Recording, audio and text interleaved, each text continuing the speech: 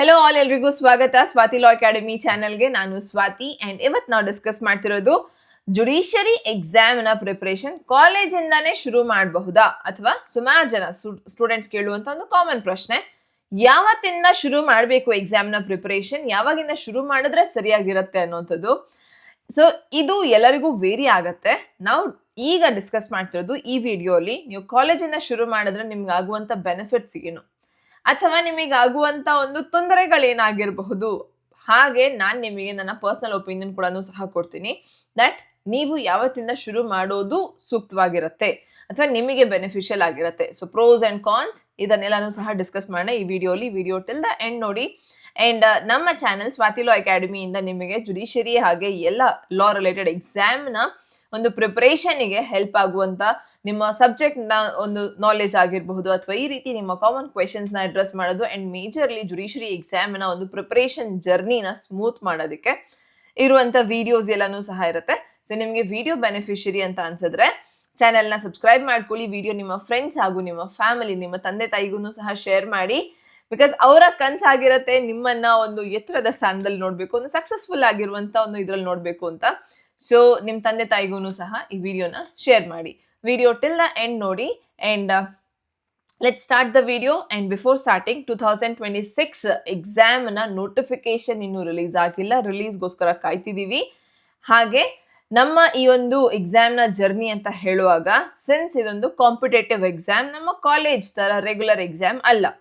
Competitive ಎಕ್ಸಾಮ್ಗೆ ಏನಾಗತ್ತೆ, ಎಲ್ಲಾ ಕಾಲೇಜಸ್ ನ ನೀವು ಬರೀ ಪಾಸ್ ಆಗೋ ಅವಶ್ಯಕತೆ, ನಿಮ್ಮ ಕಾಲೇಜಲ್ಲಿ ಪಾಸ್ ಆದ್ರೆ ಡಿಗ್ರಿ ಸಿಗತ್ತೆ ಪ್ರತಿಯೊಬ್ಬರಿಗೂ ಲಾ ಕಾಲೇಜ್ ಅಂತ ಹೇಳಿದ್ರೆ. ಬಟ್ ಈ ಎಕ್ಸಾಮ್ ಅಲ್ಲಿ ಕಾಂಪಿಟೇಷನ್ ಅನ್ನೋದು ಇರುತ್ತೆ. ಹೈಕೋರ್ಟ್ ನಿಮಗೆ ಜಡ್ಜಸ್ ನ ನೋಟಿಫಿಕೇಶನ್ ಅನ್ನ ಕೊಡುತ್ತೆ. ಸೊ ಇಷ್ಟು ನಂಬರ್ ಆಫ್ ಜಡ್ಜಸ್ ಈ ವರ್ಷ ನಾವು ಕಾಲ್ಫರ್ ಮಾಡಿದೀವಿ ಅಂತ, ಅಂಡ್ ಆ ಸೀಟ್ಸ್ ನ ಫಿಲ್ ಅಪ್ ಮಾಡೋದಕ್ಕೆ ನಾವು ಎಕ್ಸಾಮ್ಸ್ ನ ಅಪಿಯರ್ ಆಗ್ತೀವಿ. ಇದಕ್ಕೆ ಮುಂಚೆ ನಾನೊಂದು ವಿಡಿಯೋ ಮಾಡಿದ್ದೆ ಬೆಸ್ಟ್ ಕರಿಯರ್ ಆಪ್ಷನ್ಸ್ ಏನೆಲ್ಲ ಆಗಬಹುದು ಅಂತ, ನನ್ನ ಚೆಕ್ ಮಾಡ್ಕೊಳ್ಳಿ.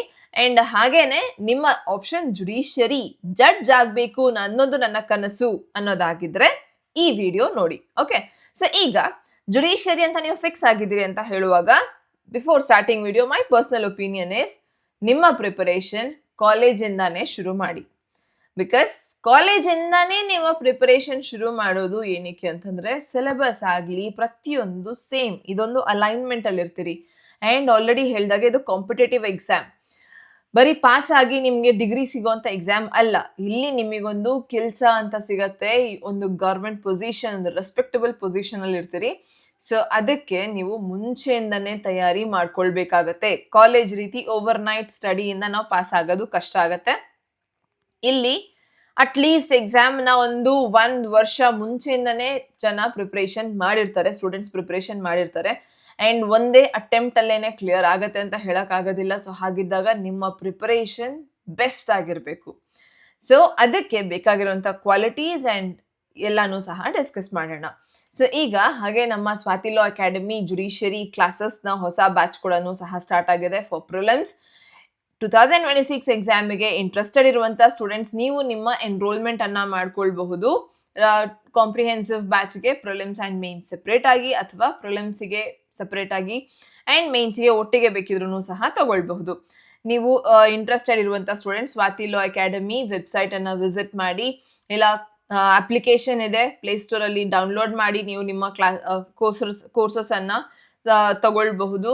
ಹಾಗೆ 9650849915 ಈ ನಂಬರ್ಗೆ ಕಾಲ್ ಮಾಡಿ ಕೂಡ ನಿಮ್ಮನ್ನ ನೀವು ಎನ್ರೋಲ್ ಮಾಡ್ಕೋಬಹುದು ಬ್ಯಾಚಸ್ಗೆ. ವಿಡಿಯೋನ ಸ್ಟಾರ್ಟ್ ಮಾಡೋಣ. ಸೊ ಈಗ ಕಾಲೇಜಿಂದ ಸ್ಟಾರ್ಟ್ ಮಾಡ್ತಿದ್ದೀನಿ ನಾನು ನನ್ನ ಪ್ರಿಪರೇಷನ್ ಅಂತ ಹೇಳುವಾಗ, ಫಸ್ಟ್ ಥಿಂಗ್ ಪ್ರೋಸ್ ಅಂತ ಹೇಳಿದ್ರೆ ನಿಮಗೆ ಆಗುವಂತ ಬೆನಿಫಿಟ್ಸ್ ಏನೆಲ್ಲ. ಒಂದು, ಅರ್ಲಿ ಸ್ಟಾರ್ಟ್ ಬೇಕೇ ಬೇಕು. ಯಾಕಂದ್ರೆ ಇದು ಕಾಂಪಿಟೇಟಿವ್ ಎಕ್ಸಾಮ್, ಮುಂಚೆಯಿಂದಾನೇ ನೀವು ಪ್ರಿಪೇರ್ ಆಗಿರಬೇಕು. ಅಂಡ್ ಈ ಕಾಲೇಜಿಂದಾನೇ ನಾನು ನನ್ನ ಒಂದು ಗೋಲ್ ಅನ್ನ ಡಿಸೈಡ್ ಮಾಡ್ಕೊಂಡು ನಾನು ಶುರು ಮಾಡ್ತಿದ್ದೀನಿ ಅಂತ ಹೇಳುವಾಗ, ಒಂದು ನಿಮ್ಮ ಒಂದು ಕ್ಲಾರಿಟಿ ಇರುತ್ತೆ, ನಿಮ್ಮ ಗೋಲ್ ಏನು ಅನ್ನೋದು. ಅಂಡ್ ಯಾರಿಗೂ ಗೊತ್ತಿರಲಿಲ್ಲ ಸುಪ್ರೀಂ ಕೋರ್ಟ್ ಒಂದಿನ ಈ ತರ ಒಂದು 3 years ನ ಪ್ರಾಕ್ಟೀಸ್ ನ ಒಂದು ಚೇಂಜಸ್ ತರತ್ತೆ ಅಂತ. ಮುಂದಕ್ಕೂ ಸಹ ನೀವು ಪ್ರಿಪೇರ್ ಆಗ್ಬೇಕಾದ್ರೂ ಮತ್ತೆ ಈ ರೀತಿ ಏನಾದ್ರು ಚೇಂಜಸ್ ಬರೋದಿಲ್ಲ ಅಂತ ಗ್ಯಾರಂಟಿ ಇಲ್ಲ, ಏನಾದ್ರು ಚೇಂಜಸ್ ಬರಬಹುದು. ಈ ವರ್ಷ ನಮ್ಗೆ 158 ವೇಕೆನ್ಸೀಸ್ ಇತ್ತು, ಮುಂದಿನ ವರ್ಷ ಕಮ್ಮಿ ಆಗಬಹುದು, ಇನ್ನೂ ಜಾಸ್ತಿ ಆಗಬಹುದು. ಸೊ ಡಿಪೆಂಡ್ ಆಗತ್ತೆ, ಇದೆಲ್ಲ ನಮ್ಮ ಕೈಯಲ್ಲಿ ಇಲ್ಲದೆ ಇರೋ ಕಾರಣ ನಾವು ಬೆಸ್ಟ್ ಆಗಿ ಏನ್ ಮಾಡಬಹುದು, ದಟ್ ನಮ್ಮ ಪ್ರಿಪರೇಷನ್ ಅನ್ನ ಚೆನ್ನಾಗಿ ಇಟ್ಕೊಳ್ಬಹುದು. ಅಂಡ್ ಆ ಪ್ರಿಪರೇಷನ್ ಮುಂಚೆಯಿಂದಾನೇ ಸ್ಟಾರ್ಟ್ ಮಾಡ್ಕೊಳ್ಳಿ. So give a early start. ನಿಮಗೆ ಒಂದು ಅರ್ಲಿ ಸ್ಟಾರ್ಟ್ ಮುಂಚೆನೆ ಒಂದು ಬೆಸ್ಟ್ ಆಪರ್ಚುನಿಟಿ, ಸಿನ್ಸ್ ನೀವು ಡಿಸೈಡ್ ಆಗಿದ್ರಿ ನಿಮ್ಮ ಗೋಲ್ ಏನು ಅಂತ. ಅಂಡ್ ಇದರಲ್ಲಿ ಬೆಸ್ಟ್ ಏನು ಅಂತಂದ್ರೆ, ನಮ್ಮ ಸಿಲೆಬಸ್ ಏನಿದೆ, ಜುಡಿಷಿಯರಿ ಎಕ್ಸಾಮಿನ syllabus, it is almost same ಅಲ್ಲ, it is exactly same. Only thing is ನಿಮಗೆ ಇನ್ಫ್ಯಾಕ್ಟ್ ಕಾಲೇಜಲ್ಲಿ ನೀವು ತುಂಬಾ ಜಾಸ್ತಿ ಓದ್ತೀರಿ. ಇಲ್ಲಿ ನಿಮಗೆ ಬೇಕಾಗಿರೋದು ಮೇಜರ್ ಇಂಪಾರ್ಟೆಂಟ್ ಸಬ್ಜೆಕ್ಟ್ಸ್, ಹಾಗೆ ಮೈನರ್ ಸಬ್ಜೆಕ್ಟ್ ಅಲ್ಲಿ NIAT, SRA, TPA ಇವು ಬೇಕಾಗಿರುವಂಥದ್ದು. ಸೊ ಹಾಗಿದ್ದಾಗ ನೀವು ಕಾಲೇಜಲ್ಲಿ ಓದ್ತಿರೋದನ್ನೇ ಚೆನ್ನಾಗಿ ಕಾನ್ಸೆಪ್ಚುಯಲ್ ಕ್ಲಾರಿಟಿನ ತಗೊಳ್ಳೋದಕ್ಕೂ ಸಹ ಹೆಲ್ಪ್ ಮಾಡುತ್ತೆ. ಕಾನ್ಸೆಪ್ಚುಯಲ್ ಕ್ಲಾರಿಟಿ ಅಂತ ಹೇಳಿದ್ರೆ, ಎಕ್ಸಾಮಿಗೆ ಕಾಲೇಜಲ್ಲಿ ಆದ್ರೆ CRPC, CPC ಒಂದ್ಸತಿ ಓದ್ದೆ ಎಕ್ಸಾಮ್ ಬರೆದ ನೆಕ್ಸ್ಟ್ ದಿನ ಮರ್ತೋದೆ ಅಂತ ಆಗತ್ತೆ. ಬಟ್ ಇಲ್ಲಿ ನೀವು ಓದಂತ ಸಿಲೆಬಸ್ನ ಸಿನ್ಸ್ ನಿಮಗೆ ಗೊತ್ತಿದೆ ದಟ್ ನಾನು ಮುಂದಕ್ಕೊಂದಿನ ಜುಡಿಷಿಯರಿ ಎಕ್ಸಾಮ್ ತಗೊಳ್ಬೇಕು ಅನ್ನೋದು. ಸೊ ಹಾಗಿದ್ದಾಗ ಚೆನ್ನಾಗಿ ನೀವು ರಿಪೀಟ್ ಮಾಡಿ ಅದನ್ನ ನೋಟ್ಸ್ ಮಾಡಿಕೊಂಡು ಒಂದ್ಸತಿ ಓದೋದ್ರಿಂದ ನಿಮ್ಗೆ ಡೆಫಿನೆಟ್ಲಿ ಯಾವುದೇ ಬೆನಿಫಿಟ್ ಇಲ್ಲ. ಮಲ್ಟಿಪಲ್ ಟೈಮ್ಸ್ ರಿವೈಸ್ ಮಾಡ್ಕೊಳ್ಳೋದಕ್ಕೆ ಒಂದೇ ಸಬ್ಜೆಕ್ಟ್ನ ಟೈಮ್ ಇದೆ, ಅವಕಾಶ ಇದೆ, ಆರಾಮಾಗಿ ರಿಪೀಟ್ ಮಾಡಬಹುದು. ಅಂಡ್ ಪ್ರತಿಯೊಂದು ಸಬ್ಜೆಕ್ಟ್ನ ಕಾನ್ಸೆಪ್ಚುಯಲ್ ಕ್ಲಾರಿಟಿನ ತಗೊಳ್ಬಹುದು. ಕಾನ್ಸೆಪ್ಟ್ ಆಗಲಿ ಸಿಲೆಬಸ್ ಆಗಲಿ ಸಿಮಿಲರ್ ಏನೆ. ಓನ್ಲಿ ಥಿಂಗ್ ಇಸ್ ನಿಮಗೆ ಎಷ್ಟು ಇನ್ ಡೆಪ್ತ್ ಅಂಡರ್ಸ್ಟ್ಯಾಂಡಿಂಗ್ ಇದೆ, ಅದರ ರಿಲೇಟೆಡ್ ಕೇಸ್ ಲಾಸ್ ಆಗಿರಬಹುದು, ಎಸೆನ್ಷಿಯಲ್ಸ್ ಆಗಿರಬಹುದು, ಸೆಕ್ಷನ್ಸ್ ಆಗಿರಬಹುದು, ಕಾನ್ಸ್ಟಿಟ್ಯೂಷನ್ ಅಲ್ಲಿರುವಂತ ನಮಗೆ ಕಂಪ್ಲೀಟ್ ಫಂಡಮೆಂಟಲ್ ರೈಟ್ಸ್, ಅದರ ಕಾನ್ಸೆಪ್ಟ್ ಅಥವಾ ಎಸೆನ್ಸ್ ಏನು ಎಕ್ಸೆಟ್ರಾ ನೀವು ಚೆನ್ನಾಗಿ ಅರ್ಥ ಮಾಡಿಕೊಂಡು ಬರೆಯುವಂತ ಒಂದು ಕೇಪಬಿಲಿಟಿನ ಬಿಲ್ಡ್ ಮಾಡ್ಕೊಳ್ತೀರಿ. ಬಿಕಾಸ್ ಕಾಲೇಜಲ್ಲಿ ನಿಮಗೊಂದು ಬ್ರೀಫ್ ಆಗಿ ಹೇಳ್ಕೊಡ್ತಾರೆ, ಬಟ್ ಅದನ್ನ ನೀವು ಮತ್ತೆ ಜುಡಿಷಿಯರಿ ಪ್ರಿಪರೇಷನ್ ರೀತಿ ಓದ್ಕೊಳ್ಳುವಾಗ ನಿಮ್ಮ ಹತ್ರ ಮಲ್ಟಿಪಲ್ ರಿವಿಷನ್ಸ್ ಮಾಡ್ಕೊಳ್ಳೋದಕ್ಕೆ ಸಾಕಷ್ಟು ಟೈಮ್ ಸಿಗತ್ತೆ. ಅಂಡ್ ಕಾನ್ಸೆಪ್ಚುಯಲ್ ಕ್ಲಾರಿಟಿನೇ ಇಂಪಾರ್ಟೆಂಟ್. ನಿಮಗೆ ಬರೀ ಸೆಕ್ಷನ್ ನಂಬರ್ಸ್ ಅಷ್ಟೇ ಗೊತ್ತು ಅನ್ನೋದಾದ್ರೆ ಪ್ರಿಲಿಮ್ಸ್ ಪಾಸ್ ಆಗ್ತೀರಿ. ಜುಡಿಷಿಯರಿ ಅಂತ ಹೇಳುವಾಗ ಮೇನ್ಸ್ ಬರೆದು ಪಾಸ್ ಆಗಬೇಕು. ಅಂಡ್ ಬರೆದು ಪಾಸ್ ಆಗೋದು ಸೇಮ್ ನೀವು ಕಾಲೇಜಲ್ಲೂ ಸಹ ಆನ್ಸರ್ ರೈಟಿಂಗ್ ಬರೀತೀರಿ. ಅದನ್ನ ನೀವು ಜುಡಿಷಿಯರಿ ಜೊತೆ ನಿಮ್ಮ ಗೋಲ್ ಅಲೈನ್ ಮಾಡ್ಕೊಂಡ್ರೆ ಸಿಲೆಬಸ್ ಸೇಮ್. ಇಲ್ಲೂ ಸಹ ಬರೆಯೋದನ್ನ ಮುಂಚೆಯಿಂದಾನೇ ಪ್ರಾಕ್ಟೀಸ್ ಏನ್ ಮಾಡ್ಕೊಳ್ತೀರಿ, ಕಾಲೇಜಲ್ಲಿನೇ ಬರೆಯೋದನ್ನ ಶುರು ಮಾಡ್ಕೊಂಡ್ರೆ ನಿಮಗೆ ಹೆಲ್ಪ್ ಆಗತ್ತೆ. ಆ ನೋಟ್ಸ್ನ ಇನ್ನೇನಿದ್ರು ಬರೀ ಎನ್ಹ್ಯಾನ್ಸ್ ಮಾಡ್ಕೊಳ್ತಾ ಹೋಗ್ಬೇಕು. ದಟ್ ಇಸ್ ನಿಮಗೆ ಓದುವಾಗ ಇನ್ನಷ್ಟು ಪಾಯಿಂಟ್ಸ್ ಗೊತ್ತಾಗತ್ತೆ, ಕ್ಲಾರಿಟಿ ಸಿಗತ್ತೆ, ಅದನ್ನ ಬರ್ಕೊಳ್ತಾ ಹೋಗ್ಬೇಕು, ಇಂಪ್ರೂವ್ ಮಾಡ್ಕೊಳ್ತಾ ಹೋಗ್ಬೇಕು. ಸೊ ಆ ರೀತಿ ಮಾಡ್ಕೊಳ್ಳೋದಕ್ಕೆ ನಿಮ್ಮ ಹತ್ರ ನಿಮ್ಮನ್ನ ನೀವು ಡೇ ಬೈ ಡೇ ಬೆಟರ್ ಮಾಡ್ಕೊಳ್ಳೋದಕ್ಕೆ, ನಿಮ್ಮ ಕಾನ್ಸೆಪ್ಟ್ಸ್ನ ಇನ್ನೂ ಸ್ಟ್ರಾಂಗ್ ಆಗಿ ಫೌಂಡೇಶನ್ ಇಂದ ಸ್ಟ್ರಾಂಗ್ ಆಗಿ ಮಾಡ್ಕೊಳ್ಳೋದಕ್ಕೆ ಸಾಕಷ್ಟು ಟೈಮ್ ಸಿಗತ್ತೆ. ನೀವು ಕಾಲೇಜ್ ಫಸ್ಟ್ ಇಯರ್ ಇಂದಾನೇ ಸ್ಟಾರ್ಟ್ ಮಾಡ್ಬೇಕಂತ ಅಲ್ಲ. ಯಾವುದೇ ಒಂದು ವರ್ಷ, ಸೆಕೆಂಡ್ ಇಯರ್ ಅಲ್ಲಿ ನೀವು ರಿಯಲೈಸ್ ಆಗಬಹುದು, ಥರ್ಡ್ ಇಯರ್ ಅಲ್ಲೇನೆ ರಿಯಲೈಸ್ ಆಗಬಹುದು. But whenever you realise that ನಿಮ್ಮ ಜುಡಿಷಿಯರಿ ಗೋಲ್ ಅನ್ನೋದು ಅವತ್ತಿಂದ ಶುರು ಮಾಡಿ.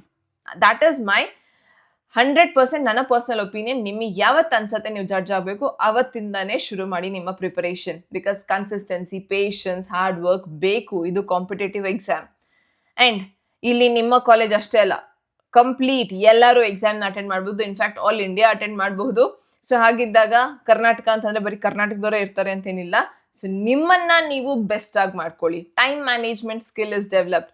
ಬಿಕಾಸ್ ಕಾಲೇಜ್ ಅಂತ ಹೇಳುವಾಗ ನಿಮಗೆ ಎಕ್ಸ್ಟ್ರಾ ಕರಿಕ್ಯುಲರ್ ಆಕ್ಟಿವಿಟೀಸ್ ಅನ್ನೋದಿರುತ್ತೆ, ನಿಮಗೆ ಕಾಲೇಜ್ ಇರುತ್ತೆ, ಮೂಟ್ ಕೋರ್ಟ್ ಇರುತ್ತೆ, ಪ್ರತಿಯೊಂದು ಪ್ಲಸ್ ಇದರ ಜೊತೆಗೆ ನೀವು ಜುಡಿಷಿಯರಿ ಪ್ರಿಪರೇಷನ್ ಇದನ್ನೆಲ್ಲ ಟೈಮ್ ಮ್ಯಾನೇಜ್ ಮಾಡ್ಕೊಳ್ಳೋದು ಡೆಫಿನೆಟ್ಲಿ ನಾನು ಕಾನ್ಸಲ್ಲಿ ಹೇಳ್ತೀನಿ ದಟ್ ನಿಮಗೆ ಕಷ್ಟ ಅನ್ನಿಸ್ಬಹುದು. ಬಟ್ ಇವತ್ತಿಂದ ನೀವು ಅದನ್ನ ಮಾಡ್ತಿದ್ದೀರಿ ಅನ್ನೋದಾದ್ರೆ ಜುಡಿಷಿಯರಿಗೆ ನಾನು ಡೈಲಿ 1 ಗಂಟೆ ಕೊಡ್ತೀನಿ, ದೆನ್ ನಿಮಗೆ ಆ ಟೈಮ್ ಮ್ಯಾನೇಜ್ಮೆಂಟ್ ಸ್ಕಿಲ್ ಬಂದೇ ಬರುತ್ತೆ. And once you know how to manage your time, exam ಅಷ್ಟೇ ಅಲ್ಲ, ನಿಮ್ಮ ಜೀವನದಲ್ಲಿ ಏನೇ ಮಾಡೋದಕ್ಕೂ ನಿಮ್ಮ time management important. Work life, personal life balancing, ಪ್ರತಿಯೊಂದನ್ನು ಟೈಮ್ ಮ್ಯಾನೇಜ್ಮೆಂಟ್ ಅನ್ನೋದ್ರಿಂದಾನೇ ಕಲಿಯೋದು. And best time is student life ಇಂದಾನೆ ಶುರು ಮಾಡೋದು ನಿಮಗೆ ಬೆಸ್ಟ್ ಆಪರ್ಚುನಿಟಿ ಆಗಿರುತ್ತೆ. So time management, if in case ಇವಾಗ ನಿಮಗೆ ಎಕ್ಸಾಮ್ಸ್ ನಡೀತದೆ ಅಥವಾ ಏನೋ ಒಂದು ಕಲ್ಚರಲ್ಸ್ ಇದೆ, ಮಾಡೋದಕ್ಕಾಗ್ಲಿಲ್ಲ, ಆ ಟೈಮ್ ನೀವೇನು ಇವತ್ತು ಮಿಸ್ ಆದ್ರಿ ಅದನ್ನ ನೆಕ್ಸ್ಟ್ ವೀಕಲ್ಲಿ ಕಾಂಪನ್ಸೇಟ್ ಮಾಡಿ, 2 ಗಂಟೆ ಜಾಸ್ತಿ ಓದಿ. ಸೊ ಟೈಮ್ ಮ್ಯಾನೇಜ್ಮೆಂಟ್ ನಿಮ್ಮ ತಲೆಯಲ್ಲಿ ಇರಬೇಕು ದಟ್ ನಾನು ಈ ಟೈಮ್ ಮಿಸ್ ಮಾಡಿದ್ದೀನಿ ಮತ್ತೆ ಅದನ್ನ ಕಾಂಪನ್ಸೇಟ್ ಮಾಡ್ತಿದ್ದೀನಿ.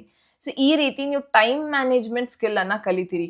ಆ್ಯಂಡ್ ಈ ಟೈಮ್ ಮ್ಯಾನೇಜ್ಮೆಂಟ್ ಸ್ಕಿಲ್ ನಿಮ್ಮ ಮೇನ್ಸಿಗೆ, ಆನ್ಸರ್ ರೈಟಿಂಗ್ಗೆ, ಪ್ರಿಲಿಮ್ಸ್ನ ಅಡ್ರೆಸ್ ಮಾಡೋದಕ್ಕೆ ಪ್ರತಿಯೊಂದಕ್ಕೂ ಇಂಪಾರ್ಟೆಂಟ್ ಆಗುತ್ತೆ. ಸೊ ಅದು ತುಂಬ ಇಂಪಾರ್ಟೆಂಟ್. ಈ ಸ್ಕಿಲ್ ಇವತ್ತಿಂದನೇ ಬರುತ್ತೆ ನಿಮಗೆ. Next competitive edge.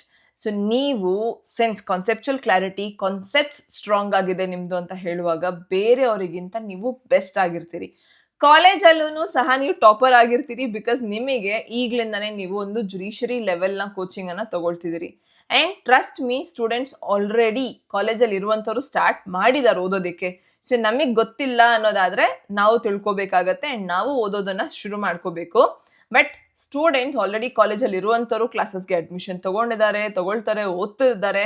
ಸೊ ಅವರಿಗೆ ಕಾಲೇಜಲ್ಲಿ ಅವ್ರು ಚೆನ್ನಾಗಿ ಪರ್ಫಾರ್ಮ್ ಮಾಡ್ತಾರೆ ಅಂಡ್ ಜುಡಿಷರಿಗಂತೂ ಬೆಸ್ಟ್ ಪರ್ಫಾರ್ಮೆನ್ಸ್ಗೆ ಅವರು ಮುಂಚೆಯಿಂದಾನೇ ಶುರು ಮಾಡಿರೋದ್ರಿಂದ ಅವ್ರಿಗೆ ಒಳ್ಳೆ ಒಂದು ಫೌಂಡೇಶನ್, ಕಾನ್ಸೆಪ್ಟ್ನ ಏನಾದರೂ ತಪ್ಪಾಗಿ ಅರ್ಥ ಮಾಡ್ಕೊಂಡಿದ್ದಾರೆ ಅಥವಾ ಒಂದೇ ಸತಿಗೆ ಏನು ಅರ್ಥ ಆಗೋದಿಲ್ಲ. ಬಿಕಾಸ್ ಲಾ ಕಾನ್ಸೆಪ್ಟ್ಸ್ ನಿಮಗೆ ಅದರ ಇಂಟರ್ಪ್ರಿಟೇಷನ್ ಆಗಿರ್ಬೋದು, ಕೇಸ್ ಲಾಸ್ ಮುಖಾಂತರ ಅರ್ಥ ಆಗಿರ್ಬೋದು, ಟೈಮ್ ಹಿಡಿಯುತ್ತೆ ಒಂದೊಂದು ಸಬ್ಜೆಕ್ಟ್ನ ಇಂಟರ್ಲಿಂಕ್ ಮಾಡಿ ಅರ್ಥ ಮಾಡ್ಕೊಳ್ಳೋದು.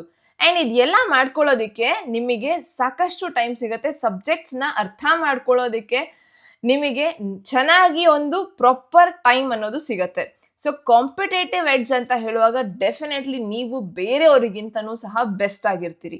ಆ್ಯಂಡ್ ಆಲ್ಸೋ ಈಗ ಕಾನ್ಸ್ ಅಂತ ಹೇಳುವಾಗ ಬೇಸಿಕ್ ಬೇರ್ ಮಿನಿಮಮ್ ಇದನ್ನು ನೀವು ಆರಾಮಾಗಿ ಹ್ಯಾಂಡಲ್ ಮಾಡಬಹುದು. ಇಟ್ ಈಸ್ ನಥಿಂಗ್ ಬಟ್ ಒಂದು ಅಕಾಡೆಮಿಕ್ ಪ್ರೆಷರ್. ಎಕ್ಸಾಮ್ ಕಾಲೇಜಲ್ಲೂ ಇರುತ್ತೆ.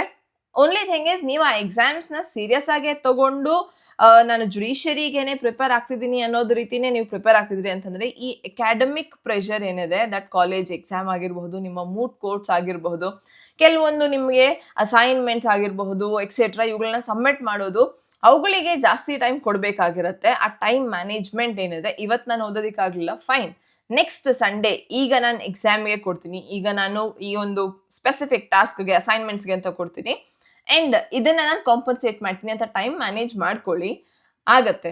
ಬಟ್ ಪ್ರೆಷರ್ ಫೀಲ್ ಆಗತ್ತೆ, ಹೌದು. So I have to address, pressure feel ಆಗತ್ತೆ. ಆ ಪ್ರೆಷರ್ ನೀವು ಒಂದ್ಸತಿ ಪ್ರಾಕ್ಟೀಸಲ್ಲಿ ಬಂದ್ರಿ, ದಟ್ ನನಗೆ ಇವಾಗ ನೀವು ನಂತರ ನಾನು ಶುರು ಮಾಡ್ತೀನಿ ಅಂತಂದ್ರೂ ಪ್ರೆಷರ್ ಯಾವುದಾದ್ರೂ ಒಂದು ಇದ್ದೇ ಇರುತ್ತೆ. ಫ್ಯಾಮಿಲಿ ಪ್ರೆಷರ್ ಅಥವಾ ಇನ್ನೊಂದು ಪ್ರೆಷರ್ ಅನ್ನೋದು ಬಂದೇ ಬರುತ್ತೆ. ನಿಮ್ಮ ಕಾಲೇಜಲ್ಲಿ ಇರುವಂಥವ್ರು ಎಲ್ಲ ಕೆಲಸ ಶುರು ಮಾಡಿರ್ತಾರೆ ಅಥವಾ they might be earning well and ನೀವು ಜುಡಿಷರಿಗೆ ಅಂತ ಕೂತಿದ್ದೀರಿ, ಅದೊಂದು ಪ್ರೆಷರ್ ನಿಮ್ಮ ಲೈಫಲ್ಲಿ ಒಂದು ಪಾರ್ಟ್. ಓನ್ಲಿ ಥಿಂಗ್ ಇಸ್ ಅದನ್ನು ಈಗಲಿಂದ ಹ್ಯಾಂಡಲ್ ಮಾಡೋದನ್ನ ಕಲ್ತ್ಕೋಬೇಕು. ಚೂರು ಟೈಮ್ ಮ್ಯಾನೇಜ್ಮೆಂಟಿಂದ ಈ ಪ್ರೆಷರ್ನ ಹ್ಯಾಂಡಲ್ ಮಾಡಬಹುದು. Over burden with curriculum, because ನಿಮಗೆ ಆಲ್ರೆಡಿ ನಿಮ್ಮ ಒಂದು ಸಬ್ಜೆಕ್ಟ್ಸ್ ಆಗಿರಬಹುದು, ನಿಮ್ಮ ಕಾಲೇಜಲ್ಲಿ ಇರುವಂಥ ಸಿಲೆಬಸ್ ಆಗಿರಬಹುದು, ಅದು ನಿಮಗೆ ಫಿಫ್ಟಿ ಅನಿಸ್ತಿರುತ್ತೆ ಸಿನ್ಸ್ ಎಲ್ಲ ಸಬ್ಜೆಕ್ಟ್ಸ್ ಹೊಸದಾಗಿರುತ್ತೆ. ಬಟ್ ವಿತ್ ಟೈಮ್ ಡೈಲಿ ಓದೋದ್ರ ಕಡೆ ನೀವು ಸ್ಪೆಸಿಫಿಕ್ ಟೈಮ್ ಡ್ಯೂರೇಷನ್ ಅಂತ ಹೇಳಿ ಕೇಟರ್ ಮಾಡ್ತಿದ್ದೀರಿ ಅಂತ ಹೇಳುವಾಗ, ನೀವೀಗ CPC ಓದ್ತಿದ್ದೀರಿ ಕಾಲೇಜಲ್ಲಿ, ದೆನ್ CPC ನಿಮ್ಮ ಒಂದು ಸೆಮಿಸ್ಟರಲ್ಲಿ ನಡೀತಿದೆ, ಆಗ ನೀವು ಜುಡಿಷರಿದೂ ಸಹ CPC ಸಿಲೆಬಸ್. ಸೊ ಆ CPCನೇ ಇನ್ನೂ ಚೆನ್ನಾಗಿ ಓದ್ಕೊಳ್ಳಿ. ಸೊ ಓವರ್ ಬರ್ಡನ್ ಅನ್ನೋದು ನಿಜ, ಬಟ್ ಆದರೆ ನೀವು ಕಾಲೇಜಲ್ಲಿ ಏನು ನಡೀತಿದೆ ಸೆಮಿಸ್ಟರ್, ಆ ಸಬ್ಜೆಕ್ಟ್ಸನ್ನೇ ಇನ್ನೂ ಡೆಪ್ತ್ ಆಗಿ ಓದ್ಕೊಳ್ಳೋದನ್ನ ಮಾಡಿಕೊಂಡ್ರೆ ನಿಮಗೆ ಈಸಿ ಆಗತ್ತೆ, ಬರ್ಡನ್ ಅಂತ ಅನ್ಸೋದಿಲ್ಲ. ಬಿಕಾಸ್ ಆಲ್ರೆಡಿ ನಿಮ್ಮ CPC ಎಕ್ಸಾಮಿಗೆ ಬರುತ್ತೆ, ಅದೇ CPCನ ಇನ್ನೊಂದು ಸ್ವಲ್ಪ ಚೆನ್ನಾಗಿ ಓದ್ಕೊಳ್ಬೇಕು, ಬಿಟ್ರೆ ಇನ್ನೇನೂ ಇಲ್ಲ. ಸೊ ಕರಿಕ್ಯುಲಮ್ ನಿಮ್ಮ ಇರುವಂಥ ಸಿಲೆಬಸ್ನ ನೀವು ಕೇಟರ್ ಮಾಡ್ಕೊಳ್ಳೋದು. ಹೇಗಿದ್ರು ಕಾಲೇಜ್ ಅಂತ ಹೇಳುವಾಗ ಎಲ್ಲರೂ ಕಾಲೇಜ್ ಲೈಫ್ ಹೌದು ಮಜಾ ಮಾಡಬೇಕು ಅಂತ ಇರುತ್ತೆ, ಬಟ್ ಆ ಮಜಾ ಮಾಡೋದ್ರ ಜೊತೆಗೆ ಸ್ವಲ್ಪ ಬೆನಿಫಿಟ್ ಮಾಡ್ಕೋಬೇಕು. ನೀವು ವರ್ಷ ಇಡೀ ಮಜಾ ಮಾಡಿ ಸೆಮಿಸ್ಟರ್ನ ಒಂದು ಲಾಸ್ಟ್ ಫ್ಯೂ ಡೇಸಲ್ಲೇ ಓದೋದು, ಇನ್ಸ್ಟೆಡ್ ಆಫ್ ದ್ಯಾಟ್ ಡೈಲಿ ಸ್ವಲ್ಪ ಅಂತ ಓದ್ಕೊಳ್ಳಿ ಆ್ಯಂಡ್ ಆ ಸ್ವಲ್ಪನ ಚೆನ್ನಾಗಿ ಓದ್ಕೊಳ್ಳಿ, ಪ್ರೊಡಕ್ಟಿವ್ ಆಗಿ ಯೂಸ್ ಮಾಡ್ಕೊಳ್ಳಿ. It will help you. So joy plus reading is important. Fun ಇರಬೇಕು, ಪ್ಲಸ್ ಅದರ ಜೊತೆ ಓದ್ಕೊಳ್ಳಬೇಕು. Less time for other activities, ಸ್ವಲ್ಪ ಫ್ರೆಂಡ್ಸ್ ಜೊತೆ ಹೋಗೋದಕ್ಕಾಗಿರ್ಬಹುದು ಅಥವಾ ನಿಮಗೆ ಎಕ್ಸ್ಟ್ರಾ ಕರಿಕ್ಯುಲರ್ಸ್ ಅಂತ ಏನಾದರೂ ಇದೆ, ಸ್ಪೋರ್ಟ್ಸ್ ಇದೆ ಅಥವಾ ಇನ್ನೇನಾದರೂ ಇದೆ, ಕಲ್ಚರಲ್ಸ್ ಅಂತ ಇದೆ, ದೆನ್ ಅದಕ್ಕೆ ಟೈಮ್ ಸಿಗದೆ ಹೋಗ್ಬೋದು. ಬಟ್ ಇಲ್ಲ, ನೀವು ಅದಕ್ಕೆ ಟೈಮ್ ಕೊಡ್ತಿದ್ದೀನಿ ಅಂತ ಹೇಳೋದಾದ್ರೆ ಈ ಟೈಮ್ನ ಕಾಂಪನ್ಸೇಟ್ ಮಾಡಿ, ಬಿಕಾಸ್ ಟೈಮ್ ಮ್ಯಾನೇಜ್ಮೆಂಟ್ ನೀವು ಕಲಿಲೇಬೇಕು. ಈ ಒಂದು ಚಿಕ್ಕ ಪುಟ್ಟ ಹೇಳಬೇಕು ಅನ್ನೋದಕ್ಕೆ ಇವಿದ್ದಾವೆ, ಬಟ್ ಇದನ್ನು ನೀವು ಆರಾಮಾಗಿ ಕಾಂಪನ್ಸೇಟ್ ಮಾಡಬಹುದು, ಇದನ್ನು ನೀವು ಓವರ್ಕಮ್ ಮಾಡಬಹುದು. ಈ ರೀತಿ ನೀವು ಮಾಡ್ಕೊಳ್ಬಹುದು. ಆ್ಯಂಡ್ ನೀವು ಆಲ್ರೆಡಿ ರಿಯಲೈಸ್ ಮಾಡಿದಿರಿ ದಟ್ ಜಡ್ಜ್ ಆಗೋದೇ ನಿಮ್ಮ ಕನಸು ಅನ್ನೋದಾದರೆ ಸ್ಟಾರ್ಟ್ ಯುವರ್ ಪ್ರಿಪ್ರೇಷನ್. ಬಿಕಾಸ್ ನಿಮ್ಮ ಕಾಂಪಿಟೇಟರ್ಸ್ ಆಲ್ರೆಡಿ ಅವರ ಪ್ರಿಪ್ರೇಷನನ್ನು ಸ್ಟಾರ್ಟ್ ಮಾಡಿದ್ದಾರೆ. ಆ್ಯಂಡ್ ನಿಮ್ಮ ಕಾಂಪಿಟೇಟರ್ಸ್ ಅಂತ ಹೇಳುವಾಗ ಇಲ್ಲಿ ಎಲ್ಲರೂ ಕಾಲೇಜ್ ಆದರೆ ಇಂಡಿವಿಜುವಲ್ ಆಗಿ ನಡೆಯುತ್ತೆ. ಇಲ್ಲಿ ನಿಮಗೆ ಕೊಟ್ಟಂಥ ಏಜ್ ಬ್ರ್ಯಾಕೆಟಲ್ಲಿರುವಂಥ ಪ್ರತಿಯೊಂದು ಏಜ್ ಗ್ರೂಪ್ನವರು ಎಕ್ಸಾಮಲ್ಲಿ ಇರ್ತಾರೆ.